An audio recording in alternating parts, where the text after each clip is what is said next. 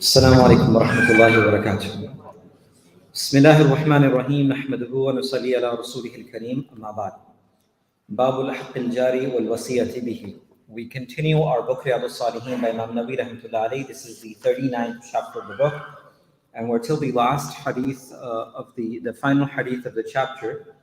And the hadith is when Abdullah bin Umar radiyallahu anhuma قال رسول الله صلى الله عليه وسلم خير الأصحاب عند الله تعالى خيرهم لصاحبه وخير الجيران عند الله تعالى خيرهم لجاره أو كما قال عليه الصلاة والسلام رواه الترمذي وقال حديث حسن. So as we are concluding this chapter, and this is the chapter with regards to the rights and responsibilities of neighbors, the hadith is reported by Abdullah ibn Umar radiyallahu anhu. And just a little bit about Abdullah radiyallahu anhu. Abdullah bin Umar radiyallahu anhu also reports some of the last moments that he spent with his beloved father Umar bin Khattab radiyallahu anhu. And because it's off topic, that's why I want to get into a lot of details. But a small little thing that I remember is that Abdullah bin Umar radiyallahu anhu reports, and he mentions that when my father was breathing last, he had mentioned to me to take his body and place it in front of the house of al-Mu'mineen Aisha radiyallahu anha, and ask again for permission to be buried next to Rasulullah sallallahu alaihi wasallam, because at this moment I'm alive and I have the authority to be the Amirul Mu'mineen and the power and to execute as I wish. But once I leave, I don't have that title anymore with me. I'm just a man known as Umar who left this world.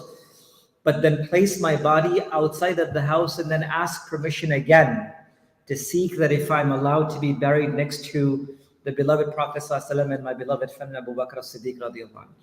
And then Abdullah bin Umar radiyallahu anhu also reported that my father said that, "Oh my son, I would like you to take my body as quickly as you can and do not prolong it upon your shoulders." For he asked for the reason, and he said, if my mistakes and wrongs were to bring the wrath of Allah, I wouldn't want them to come upon your shoulder.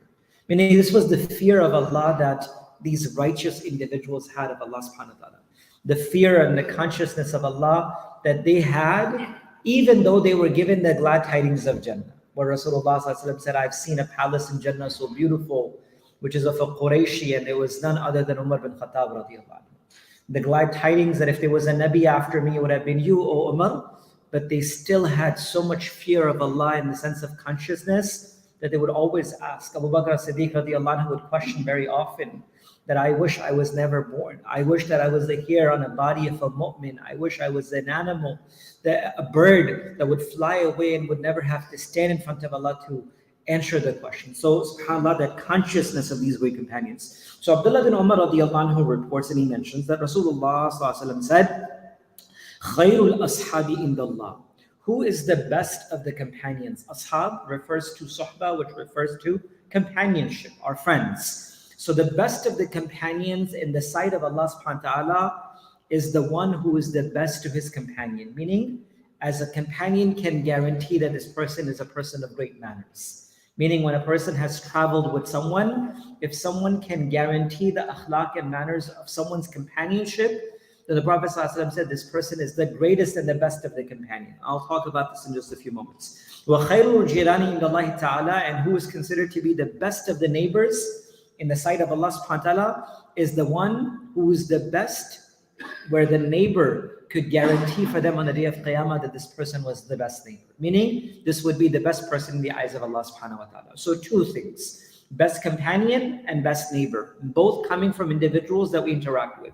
And that's why from the hadith of Rasulullah sallallahu alaihi wasallam and from the words of Aslaf and Sahaba, we find that unless a Sahabi had not traveled or had done a business transaction with someone, they would never speak on the authority of that individual, or the goodness or any perspective of an individual. They would never share till they had not traveled with that individual or they had a transaction with this individual. Because these are the two things, that when you travel with someone and you do ma'amalat, when you do a transaction with someone, then you get to know the real individual. Then you get to know the real person.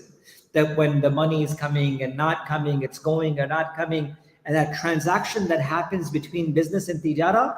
And secondly, when you travel with someone, and traveling is something that causes sometimes distress upon an individual. It causes anxiety and difficulty and hardship, because Rasulullah ﷺ said, "As-safru qita'atun min al-adhab." That safar itself is a part of a punishment, where if not for a reason that it's good and righteous, a person should not be. Your home, your family, this is comfort from Allah subhanahu wa ta'ala.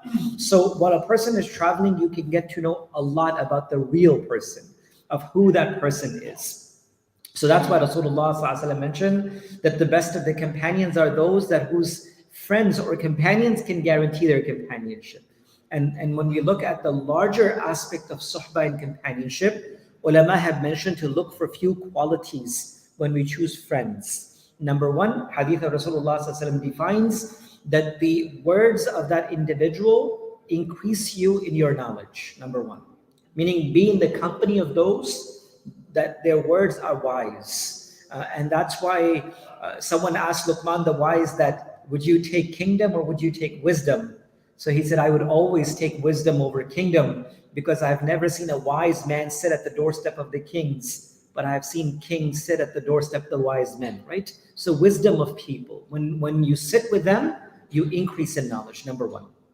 Number two, that their amal, their actions, remind you that there's death.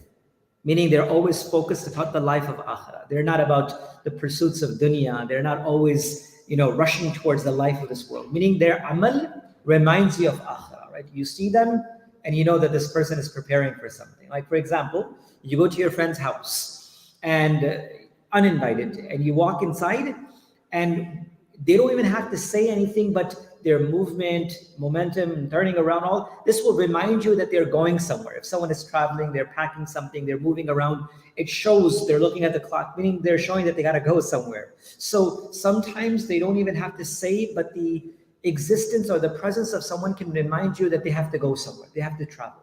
So the people of Allah, the true companions, are those that they may not say from their words, but their lives will show you that they are preparing for a journey. They're preparing for a travel. And that is the journey of akhirah. And last but not least, the third thing Rasulullah ﷺ said, that their presence in your life reminds you of the existence of Allah. Their presence in your life reminds you of the existence of Allah. Three things Rasulullah ﷺ mentioned. So again, this particular hadith, we end with this hadith. And this is the 39th chapter, the rights of the neighbors, where Rasulullah ﷺ mentioned the best of the companions are those whose companions can guarantee their companionship to be the best. And the best of the neighbors in the eyes of Allah subhanahu wa ta'ala are those whose neighbors can guarantee to be the best of the neighbors. May Allah give us akhlaq and manners and the life of the Prophet sallallahu alaihi wasallam. Subhanallah wa bihamdi. Subhanakallah wa bihamdik. Nashhadu an la ilaha illa anta nastaghfiruka.